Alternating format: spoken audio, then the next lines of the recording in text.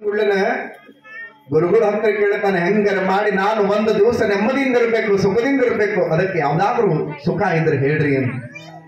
ಒಂದು ದಿನ ನಾ ಆರಾಮಾಗಿರ್ಬೇಕು ಅಂದ ಕೂಡ್ಲೇನ, ಒಂದು ದಿನ ನಾ ಸುಖದಿಂದ ಇರ್ಬೇಕು ಅಂದ ಕೂಡ್ಲೇನ ಅವಾಗ ಏನಾಗತ್ತೆ ಅಂತ ತಿಳ್ಕೊಂಡು ಕೇಳಿದ್ರು. ಗುರುಗಳು ಹೇಳ್ತಾರ, ತಮ್ಮ ನೀನು ಒಂದು ದಿನ ನೆಮ್ಮದಿಯಿಂದ ಇರ್ಬೇಕಾಗಿತ್ತಂದ್ರ ನೀ ಏನ್ ಮಾಡಂದ್ರ ಬಾಗಲಕೋಟೆ ಒಳಗದಿ ಕಿಶೆ ತುಂಬ ರೊಕ್ಕ ಇಟ್ಕೋ, ಹುಬ್ಬಳ್ಳಿ ಧಾರವಾಡಕ್ಕೆ ಹೋಗು, ಚಲೋ ತಿರುಗಾಡು, 4 ಹೋಟೆಲ್ದಾಗ ಊಟ ಮಾಡು, ಸಾಯಂಕಾಲ ಬಸ್ಸಿಗೆ ಬಂದು ಮಲ್ಕೋ, ಒಂದಿನ ಸುಖ.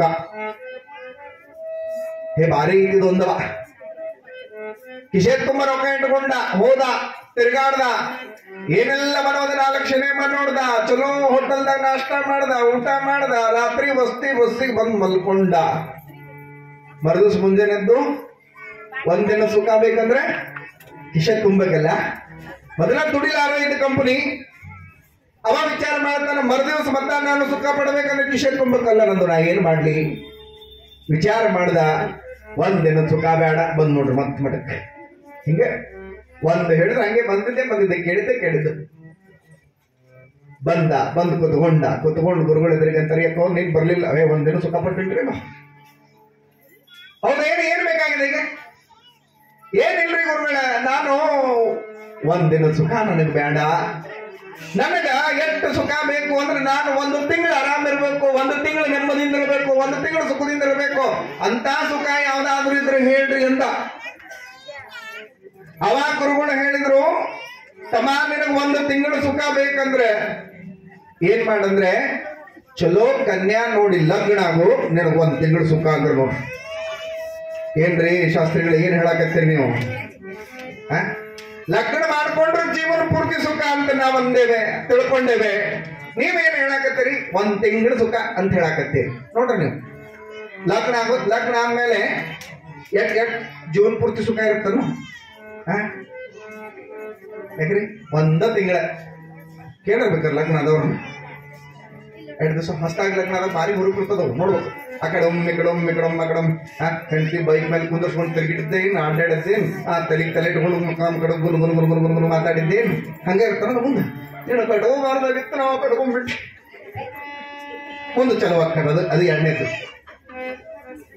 ನಾ ಹೇಳೋ ಮಾತಲ್ಲ, ವಿದೇಶಿ ಕವಿ ಆಗಿರ್ತಕ್ಕಂಥ ಬಾನಾಕ್ಷ ಅಂತಕ್ಕಂಥವನು ಬರೀತಾನ. ಎಷ್ಟು ಸುಂದರವಾದ ಮಾತು ಅಂತ ತಿಳ್ಕೊಂಡು ಕೇಳಿದ್ರೆ, ಮದುವೆಯಾದ 1 ತಿಂಗಳದವರೆಗೆ ಹೆಂಡತಿ ಗಂಡ ಹೇಳಿದಂತೆ ಕೇಳಿಕೊಂಡಿರುತ್ತಾಳೆ. ಮದುವೆಯಾದ 1 ತಿಂಗಳದವರೆಗೆ ಹೆಂಡತಿ ಗಂಡ ಹೇಳಿದಂತೆ ಕೇಳಿಕೊಂಡಿರುತ್ತಾಳೆ. ಮದುವೆಯಾದ 1 ತಿಂಗಳದ ನಂತರದಲ್ಲಿ ಜೀವನ ಪೂರ್ತಿಯಾಗಿ ಗಂಡ ಹೆಂಡತಿ ಹೇಳಿದಂತೆ ಕೇಳಿಕೊಂಡು ಬದುಕುತ್ತಾನೆ ಅನ್ನುವಂತ ಮಾತನ್ನ ಬಾದಾಶ್ ಅನ್ನುವಂತ ಕವಿ ಬರೀತಾನೆ. ನೋಡ್ಬೇಕು, ಹೊಸದಾಗಿ ಲಗ್ನ ಆದಾಗ ಏನ ಒಂದಿಟ್ಟು ಚಾ ಮಾಡ ಅನ್ಬೇಕು. ಯಾಕ್ರಿ ಚಾ ಮಾಡ ಅನ್ನೋದ್ರಾಗ ಚಾ ಬಂದಿರ್ತವ. ಅದೇನ್ರಿ ಮತ್ ಇನ್ನೊಮ್ಮೆ ಆಗಲ್ಲ ಚಾ ಭಾರಿ ಚಲೋ ಮಾಡಿದ್ದಿ, ಇನ್ನೊಂದ್ಸಲ ಮಾಡ, ಪಿತ್ತ ಹಕ್ಕದ, ಗ್ಯಾಸ್ಟ್ರಿಕ್ ಹಕ್ಕದ, ಬೇಡ ನಾಷ್ಟ ಮಾಡ್ತೀನಿ ಅಂತ. 1 ತಿಂಗಳದೊಳಗ್ರೆ 2ನೇ ತಿಂಗಳ ಕಥೆ ಎಲ್ಲ. ನಾಷ್ಟ ಮಾಡ್ರಿ, ಚಾ ಕೇಳಿದ್ರೆ ನಾಷ್ಟ ಬರ್ತದೆ, ಇನ್ನೊಮ್ಮೆ ಭಾಳ ಚಲೋ ಮಾಡಿದ್ ನೋಡಾಗಲ್ಲ, ಇನ್ನೊಮ್ಮೆ ಮಾಡು. ಅವಾಗಂತಾಳ ಹಗಲೆಲ್ಲ ನಾಷ್ಟ ತಿಂದ್ರೆ ಹೊಟ್ಟೆ ಕೆಡ್ತದ, ಊಟ ಮಾಡ್ರಿ ಅಂತ. ಎಲ್ಲಿತನ ಹೇಳ್ರಿ? 1 ತಿಂಗಳ ಚಾ ಕೇಳಿದ್ರೆ ನಾಷ್ಟ ಕೇಳಿದ್ರೆ ಊಟ. ಯಾವಾಗ ಹಿಂಗೆ ನೋಡ ಒಂದಿಷ್ಟು ಮಾಡಿ ಅನ್ನೋದ್ರಾಗ ಕೈಯಾಗ ಬಂದಿರ್ತದ. 1 ತಿಂಗಳಾದ್ಮೇಲೆ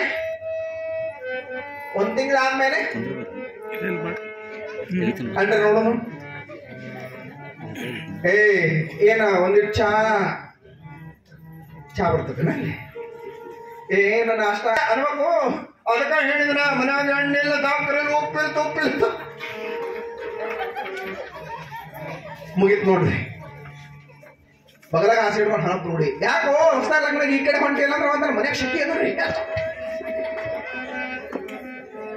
1 ತಿಂಗಳು ತನ್ನ ಮಠಕ್ಕೆ ಬರ್ಲಿಲ್ಲ, ಗುರುಗಳ ದರ್ಶನಕ್ಕೆ ಬರ್ಲಿಲ್ಲ. 1 ತಿಂಗಳು ಆದ್ಮೇಲೆ ಯಾವಾಗ ಹೆಂಡತಿ ಅದನ್ನ ತೊಂಬ ಅದು ಮನೆಯಾಗಿಲ್ಲ, ಇದು ಮನೆಯಾಗಿಲ್ಲ, ಹಿಂಗ ಕಲ್ಕೊಂಡು ಯಾವಾಗ ಮುಖಕ್ಕೆ ಒಂದು ಚೂದಲ್ಲ ಬಂದು ಸೀದಾ ಮಠಕ್ಕೆ.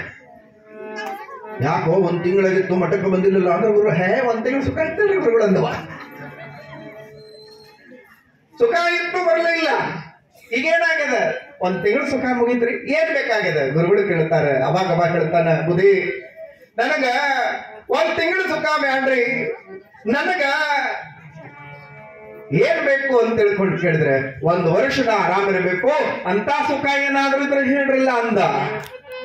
ಆವಾಗ ಗುರುಗಳು ಹೇಳ್ತಾರೆ, ನಿನಗ 1 ವರ್ಷದ ಸುಖ ಬೇಕಾಗಿತ್ತಂದ್ರೆ ಜಗತ್ತಿನೊಳಗಾಗಿ ಹೋಗಿರುವಂತ ಶ್ರೀಮಂತರೆಲ್ಲ, ಇವತ್ತು ಟಾಟಾ ಇರ್ಬೋದು, ಅಂಬಾನಿ ಇರ್ಬೋದು, ಇಂಥವರೆಲ್ಲ ಜಗತ್ತಿನ ಅಗರ್ಭ ಶ್ರೀಮಂತರು ಎಷ್ಟು ಹಣ ಗಳಿಸ್ಯಾರಲ್ಲ ಅಷ್ಟು ಹಣ ಗಳಿಸು ಅಂದಾಗ ಮಾತ್ರ ನಿನಗ 1 ವರ್ಷದ ಸುಖ, 1 ವರ್ಷದ ಸುಖ ಅಂದ್ರೆ ನೋಡಿ. ಅವಾಗ ಅಂದ, ಇದು ನಮ್ಮಿಂದ ಕೆಲಸ ಆಗಲ್ಲ, ಯಾಕೆ? ದುಡಿಯವನ ಅಲ್ಲ, ಇದು ನಮಗ್ ಕೆಲಸ ಆಗಲ್ಲ. ಇನ್ನೊಂದು ಪ್ರಶ್ನೆ ಕೇಳ್ತಾನೆ ಗುರುಗಳ ಹತ್ರ. ಏನ್ ಕೇಳ್ತಾನೆ ಅಂತ ಹೇಳ್ಕೊಂಡು ಕೇಳಿದ್ರೆ, ಗುರುಗಳ ನನಗ್ 1 ವರ್ಷ ಸುಖ ಬೇಡ, ಆದ್ರೆ ನನಗೆ ಬೇಕಾಗಿರುವಂತ ಸುಖ ಯಾವುದು ಅಂತ ಹೇಳ್ಕೊಂಡು ಕೇಳಿದ್ರೆ ಕೊನೆಗೆ ಪ್ರಶ್ನೆ ಮಾಡ್ತಾನೆ ಗುರುಗಳಿಗೆ, ಹುಟ್ಟಿನಿಂದ ಸಾಯೋ ತನಕ ನೆಮ್ಮದಿಯಿಂದ ಇರಬೇಕು ಅಂತ ಸುಖ ಯಾವ್ದಾದ್ರು ಇದ್ರೆ ಹೇಳ್ರಿ ಗುರುಗಳು ಅಂತ ತಿಳ್ಕೊಂಡು ಶಿಷ್ಯ ಗುರುಗಳ ಪಾದಕ್ಕೆ ನಮಸ್ಕಾರ ಮಾಡಿದ್ರೆ ಆವಾಗ ಗುರುಗಳು ಹೇಳ್ತಾರೆ, ಈಗ ನಿಜವಾದ ಪ್ರಶ್ನೆಯನ್ನು ಕೇಳಿದ ಮಗಾನಿ ಅಂತ ತಿಳ್ಕೊಂಡು ಆತನಿಗೆ ಉತ್ತರವನ್ನ ಗುರುಗಳು ಹೇಳ್ತಾರಂತೆ. ಜೀವನದೊಳಗ ಹುಟ್ಟಿನಿಂದ ಸಾಯೋ ತನಕ ನೆಮ್ಮದಿಯಿಂದ ಇರಬೇಕಾಗಿತ್ತಂದ್ರೆ, ಸತ್ತ ನಂತರದೊಳಗೆ ಮುಕ್ತಿ ಸಿಗಬೇಕಾಗಿತ್ತು ಅಂದ್ರೆ ನೀ ಏನ್ ಮಾಡು ಅಂದ್ರೆ ಉಣ್ಣೋದು ಬೇಡ, ಲಗ್ನ ಮಾಡ್ಕೊಳ್ಳೋದು ಬೇಡ, ಏನೂ ಬೇಕಾಗಿಲ್ಲ. ಈಗ ಪವಿತ್ರವಾಗಿರುವಂತಹ ತೆಂಗಿನ ಮಠದೊಳಗ ಕಲಬುರಗಿ ಶರಣಪ್ಪನವರ ಪ್ರವಚನ ನಡೀತದ, ಆ ಪ್ರವಚನದೊಳಗೆ ಭಾಗವಹಿಸ್ಬಿಡು, ನಿನಗ ಹುಟ್ಟಿನಿಂದ ಸಾಯೋ ತನಕ ನೆಮ್ಮದಿ, ಸತ್ತ ನಂತರದೊಳಗೆ ಮುಕ್ತಿ ಸಿಗುತ್ತದ.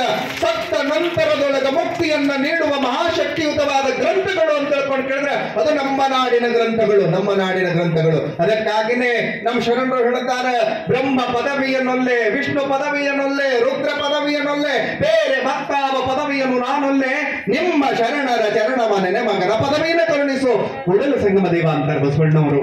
ಯಾಕ್ರಿ ಅವರು ಕೇಳ್ಕೊಂಡ್ರಿ, ನಮ್ಮಂಗ ನನಗೊಂದಿಷ್ಟು ಆಸ್ತಿ ಇದ್ರೆ ಚಲೋ, ಐಶ್ವರ್ಯ ಇದ್ರೆ ಚಲೋ, ಸಂಪತ್ತು ಇದ್ರೆ ಚಲೋ, ಬೆಳ್ಳಿ ಬಂಗಾರ ಬೆಳಬೇಕು, ಏನೂ ಬೇಕಾಗಿಲ್ಲ, ಏನೂ ಬೇಕಾಗಿಲ್ಲ, ಯಾವುದು ಬೇಕಾಗಿದೆ ಬದುಕಿಗೆ ಅಂತ ತಿಳ್ಕೊಂಡು ಕೇಳಿದ್ರೆ ನಿಮ್ಮ ಶರಣರ ಚರಣವ ನೆನೆ ಮಗನ ಪದವಿಯನ್ನೇ ಕರುಣಿಸೋ. ಯಾವ ಪದವಿ ನಮಗೆ ಬೇಕಾಗಿದೆ ಅಂತ ತಿಳ್ಕೊಂಡು ಕೇಳಿದ್ರೆ, ಕುಮಾರೇಶ ನಿನ್ನ ಪವಿತ್ರವಾಗಿರುವಂತ ಪಾದ ಸ್ಮರಣೆ ಒಂದಿದ್ರೆ ಸಾಕು, ನಾ ಪವಿತ್ರ ಆಗ್ತೇನೆ ಅನ್ನುವಂತ ಭಾವ ಬಂತು ಅಂದ್ರೆ ನಮ್ಮ ಜೀವನ ಉದ್ಧಾರ, ನಮ್ಮ ಜೀವನ ಉದ್ಧಾರ. ನಾವೇನ್ ಮಾಡಕತ್ತೇವೆ ಅಂತ ತಿಳ್ಕೊಂಡು ಕೇಳಿದ್ರೆ, ಮಠ ಅಂದ್ರೆ ದೂರ ಆಗ್ಯದ, ಗುರುಗಳು ಅಂದ್ರೆ ದೂರ ಆಗ್ಯಾರ. ಇವತ್ತ ಬೇಡದೇ ಇರ್ತಕ್ಕಂಥ ವಸ್ತುಗಳೆಲ್ಲ ನಮಗೆ ಹತ್ರ ಆಗಕತ್ಯಾವ. ಅವೆಲ್ಲವನ್ನ ದೂರ ಸರಿಸಿ ಪ್ರತಿನಿತ್ಯ 11 ದಿನಗಳ ಕಾಲ ಈ ವೇದಿಕೆಗೆ ನೀವು ಬಂದು ಕೂತ್ಕೊಂಡಿದ್ದೇ ಆದಲ್ಲಿ ನಮ್ಮ ಜನ್ಮ ಸಾರ್ಥಕ ಆಗುತ್ತೆ ಅನ್ನುವಂಥದ್ದನ್ನು ನಾವೆಲ್ಲ ತಿಳ್ಕೋಬೇಕಾಗತ್ತೆ. ನಿಮಗೊಂದು ಮಾತು ಹೇಳ್ತೀನಿ, ಜಪಾನ್ ದೇಶದೊಳಗ ಒಂದು ಪರಂಪರೆ, ಒಂದು ಪದ್ಧತಿ. ಆ ಜಪಾನ್ ದೇಶದೊಳಗಿರುವಂತಹ ಒಂದು ಪದ್ಧತಿ ಏನು ಅಂದ್ರೆ, ಅಲ್ಲಿರುವಂತ ಎಲ್ಲಾ ಜನಗಳು ಮಲಗುವಾಗ ಬೈಬಲ್ ಗ್ರಂಥವನ್ನು ಓದ್ತಾ ಮಲಗ್ತಿದ್ರಂತೆ, ಹೇಳುವಾಗ ಬೈಬಲ್ ಗ್ರಂಥವನ್ನ ಓದ್ತಾನೇ ಹೇಳ್ತಿದ್ರಂತೆ. ಯಾರಪ್ಪ ನಾವು ಮಲಗುವಾಗ ಶಿವ ಅಂತ ಮಕ್ಕೊಂಡಿವ್, ಕೈ ಎತ್ತರ ನೋಡುನು. ಯಾವಾಗ ಅಂತ ಗೊತ್ತರ, ಕಾಲು ಕೈ ಬ್ಯಾನ್ ಆಗಿರ್ತಾವ, ಅವು ಕುಂದ್ರ ಹೇಳಕ್ ಬರಲ್ಲ, ಎದ್ರ ಕುಂದ್ರಾಕ್ ಬರಲ್ಲ. ಅವಾಗ ಶಿವ ಹೆಂಗ್ ಮಾಡ್ಲು ಅನ್ನೋದು ಬೇರೆ, ಶಿವ ಅನ್ಕೊಂತ ಆನಂದವಾಗಿ ಕಣ್ಣು ಮುಚ್ಚಿ ನಿದ್ದೆ ಮಾಡೋದು ಬೇರೆ. ಆ ದೇಶದ ಪವಿತ್ರವಾದ ಗ್ರಂಥ ಅದು ಬೈಬಲ್. ಓದ್ತಾ ಮಲಗಬೇಕು, ಬೈಬಲ್ ಓದ್ತಾನೇ ಹೇಳ್ಬೇಕು. ಆ ದೇಶದೊಳಗಿದ್ದ ಒಬ್ಬ ವ್ಯಕ್ತಿಯ ಕೈಯ ತೆಲುಗುಂಬಿಗೆ ಏನಿತ್ತು ಅಂತ ತಿಳ್ಕೊಂಡು ಕೇಳಿದ್ರೆ, ಚಿಕ್ಕದಾದ ಗ್ರಂಥ ಆತನ ತೆಲುಗುಂಬಿಗಿತ್ತು. ಚಿಕ್ಕದಾದ ಗ್ರಂಥ ಆತನ ತೆಲುಗುಂಬಿಗಿತ್ತು. ಮಲಗುವಾಗೂ ಆ ವ್ಯಕ್ತಿ ಆ ಗ್ರಂಥವನ್ನು ಓದ್ತಿದ್ದ, ಹೇಳುವಾಗಲೂ ಆ ಗ್ರಂಥವನ್ನು ಓದ್ತಿದ್ದ. ಆಗ ಆ ಶಾಪನ್ ಹಾವರ್ ಅನ್ನುವಂಥ ಆತನ ಗೆಳೆಯ ಒಂದ್ ದಿವಸ ಆತನ ಮನೆಗೆ ಬರ್ತಾನೆ. ಶಾಪನ್ ಹಾವರ್ನ ಗೆಳೆಯ ಮನೆಗೆ ಬಂದು ಪ್ರಶ್ನೆಯನ್ನು ಮಾಡ್ತಾನೆ ಶಾಪನ್ ಹಾವರ್ ಅವರಿಗೆ, ನಮ್ಮ ದೇಶದ ಪರಂಪರೆ ಬೈಬಲ್ ಗ್ರಂಥವನ್ನ ಓದೋದು, ನಮ್ಮ ದೇಶದ ಪರಂಪರೆ ಬೈಬಲ್ ಅನ್ನ ಓದ್ತಾ ಮಲಗಬೇಕು, ಬೈಬಲ್ ಅನ್ನ ಓದ್ತಾ ಹೇಳ್ಬೇಕು. ಆದ್ರೆ ನೀನು ನಿನ್ನ ತೆಲುಗಿಗೆ ಯಾವುದೋ ಒಂದು ಗ್ರಂಥವನ್ನ ಇಟ್ಟಿಯಲ್ಲ ಅಂತ ಹೇಳ್ಕೊಂಡು ಕೇಳಿದ್ರೆ, ಆವಾಗ ಜಪಾನ್ ದೇಶದ ಶಾಪನ್ ಹಾವರ್ ಹೇಳ್ತಾನ, ಇದು ನಮ್ಮ ದೇಶದ ಗ್ರಂಥ ಬೈಬಲ್ ಬದುಕಿದ್ದಾಗ ಸುಖ ಕೊಡುತ್ತದೆ, ನಮ್ಮ ದೇಶದ ಗ್ರಂಥ ಬೈಬಲ್ ಬದುಕಿದ್ದಾಗ ಆನಂದ ಕೊಡುತ್ತದೆ. ಆದ್ರ ಈ ನನ್ನ ತೆಲುಗಿನಲ್ಲಿರುವಂತಹ ಗ್ರಂಥ ಇದು ಪವಿತ್ರವಾಗಿರುವಂತಹ ಭಾರತ ದೇಶದ ಈಶಾವಾಶೋಪನಿಷತ್ತದ ಇದು ಬದುಕಿದ್ದಾಗ ನೆಮ್ಮದಿ ಕೊಡುತ್ತದೆ. ಅಷ್ಟೇ ಅಲ್ಲ, ಸತ್ತ ನಂತರದೊಳಗನು ಮುಕ್ತಿಯನ್ನು ನೀಡುವಂತಹ ಗ್ರಂಥಗಳು ಭಾರತ ದೇಶದೊಳಗೆ ಬಿಟ್ರೆ ಯಾವ ದೇಶದೊಳಗೂ ಸಿಗಲಿಕ್ಕೆ ಸಾಧ್ಯ ಇಲ್ಲ ಅನ್ನುವಂತ ಮಾತನ್ನ ಶಾಪನ್ ಹಾವರ್ ಹೇಳ್ತಾನೆ. ಭಾರತ ದೇಶದೊಳಗಿರ್ತಕ್ಕಂಥ ನಾವುಗಳೆಲ್ಲದನ್ನೆಲ್ಲ ಮರೆತು ಬಿಟ್ಟೇವೆ. ಯಾಕ್ರಿ, ಹಿಂದಿನ ಕಾಲದೊಳಗೆ ತಾಯಿ ಎಷ್ಟು ಅದ್ಭುತವಾಗಿ ಹಾಡ್ತಿದ್ಲು. ಯಾಕ್ರಿ, ಬೆಳಗಾಗಿ ನಾನೆದ್ದ ಯಾರ್ಯಾರ ನೆನೆಯಲ್ಲಿ ಎಳ್ಳುವುದೀರಿಗೆ ಬೆಳೆಯೋಳ ಭೂತಾಯಿಯ ನಾನೇ ತೊಂದರೆಗಳಿಗೆ ನೆನೆದೇನ ಅನ್ನುವಂತ ಭಾವನೆಯೊಳಗೆ ಕಾಲ ಕಳೆಯೋ ನಾವು ಇವತ್ತೇನಾಗಿದೆ ನಮ್ಮ ಬದುಕು ಅಂತ ತಿಳ್ಕೊಂಡು ಕೇಳಿದ್ರೆ, ನಿಮಗ ನಮ್ಮ ಅವುಗಳಿಗೆ ಧಾರಾವಾಹಿ, ನಮ್ಮ ಹಣ್ಣುಗಳಿಗೆ ಮೊಬೈಲ್. ಹಿಂಗೆ ಹೇಳ್ತೀನಿ ನಿಮ್ಗೊಂದು ಘಟನಾ. ಇವರು 6 ಗಂಟೆ ಆತಂದ್ರೆ ಧಾರಾವಾಹಿ ಚಲೋ ಆಗ್ತದ. ಇವರು ಆಫೀಸ್ ಮುಗಿಸಿ ಬರ್ಬೇಕಾದ್ರೆ ಕೈಯಾಗ ದಾರಿ ನೋಡ್ಕೊತ ಬರಂಗಿಲ್ಲ, ಫೋನ್ ನೋಡ್ಕೊತ ಬರ್ತಾರೆ. ಕೈಡ್ಸ್ಕೊತ್ ಒಬ್ಬ ಹಿಂಗ ಬಂದ ಸೀದಾ ಬಂದ್ ತಮ್ಮನೆಗೆ ಹೋಗ್ಬೇಕಿಲ್ಲ, ಫೋನ್ ಹಿಡ್ಕೊಂಡು ಮೊದಲ ಮನೆಗೆ ಹೋಗ್ಯಾನ ಒಳಗ.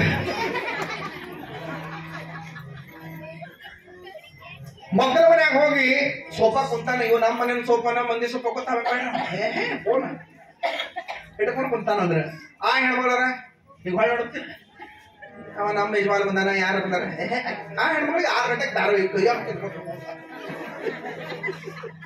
ಅವನ್ ಮಕ್ಕಳು ಕುಂತಾನ. ಇಟ್ಟು ತಗೊಂಡು ಬಂತಾನೆ ಬರ್ಲಿಕ್ಕೆ ಮನಸ್ಸಿನಾಗ. ನಿಮಗೆ ಹೇಳ್ತೀನಿ, ಅಡ್ವರ್ಟೈಸ್ ಹತ್ತಿ ಮುಗಿದ್ರೆ ಚಾ ಮಾಡ್ಕೊರ್ಗ ಅವಸರ ಮಾಡಿ ಅಡಿಗೆ ಮನೆ ಹೋಗಿ ಚಾ ಮಾಡ್ಕೊಂಬಂದ.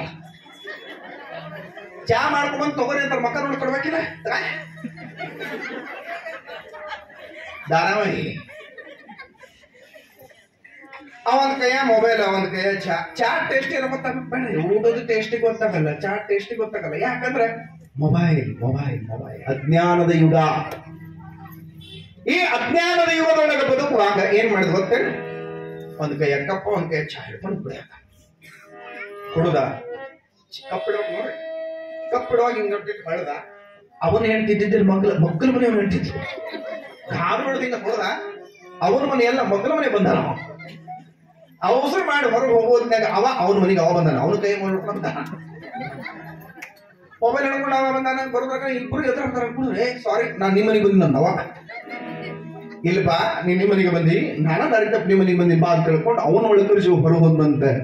ದಾರಿ ತಪ್ಪಿ ನಡೆಸುವಂತಹದ್ದು ಅಂದ್ರೆ ಇದು ಮಾಧ್ಯಮ. ನಮ್ಮೆಲ್ಲರನ್ನ ಸನ್ಮಾರ್ಗದೊಳಗೆ ಕೊಂಡೊಯ್ಯುವಂತ ಪವಿತ್ರವಾದ ಮಾಧ್ಯಮ ಅಂದ್ರೆ ಅದು ಪ್ರವಚನದ ವೇದಿಕೆ ಎನ್ನುವಂತಹದ್ದನ್ನು ನೀವೆಲ್ಲ ತಿಳ್ಕೋಬೇಕು, ಪುರಾಣದ ವೇದಿಕೆ ಎನ್ನುವಂಥದ್ದನ್ನು ನಾವೆಲ್ಲ ತಿಳ್ಕೋಬೇಕು. ಈ ಒಂದು ವಿಡಿಯೋ ನೀವು ನೋಡಿದ್ರಲ್ಲ ಸ್ನೇಹಿತರೆ, ಈ ಒಂದು ನಾವು ಬಳಸುವಂಥ ಮೀಡಿಯಾ ಅಂದರೆ ಮೊಬೈಲ್ನಂಥ ಒಂದಿಷ್ಟು ಈ ಪರಿಕರಗಳಿಂದ ಈ ಸಮಾಜದ ಮೇಲೆ ಆಗುವಂಥ ದುಷ್ಪರಿಣಾಮಗಳನ್ನು ತಿಳ್ಕೊಂಡ್ರಲ್ಲ. ಅದಕ್ಕೆ ನಾವು ಯಾವುದೇ ಒಂದು ಮೀಡಿಯಾಗಳನ್ನ ಬಳಸಬೇಕಾದ್ರೆ ಅದಕ್ಕೆ ಹಿತಮಿತಗಳನ್ನು ಮಾಡಿ ಬಳಸೋದ್ರಿಂದ ಒಳ್ಳೆಯದನ್ನೋದನ್ನು ಈ ಒಂದು ಪುರಾಣದ ಪ್ರವಚನದ ವೇದಿಕೆಯಲ್ಲಿ ಹೇಳಿದಂಥ ಗುರುಗಳಿಂದ ತಿಳ್ಕೊಂಡಿವಲ್ಲ ಸ್ನೇಹಿತರೆ. ಇದು ತಿಳ್ಕೊಂಡಂಥದ್ದು ನಮಗೆ ಇಷ್ಟ ಆಗಿತ್ತಪ್ಪ ಅಂತಂದ್ರೆ ಲೈಕ್ ಮಾಡಿರಿ, ಶೇರ್ ಮಾಡಿರಿ, ಕಮೆಂಟ್ ಮಾಡಿರಿ, ಸಬ್ಸ್ಕ್ರೈಬ್ ಮಾಡೋದನ್ನು ಮರೆಯಬೇಡ್ರಿ. ವಿಡಿಯೋವನ್ನು ಸಂಪೂರ್ಣ ನೋಡಿದ್ದಕ್ಕಾಗಿ ಧನ್ಯವಾದಗಳು.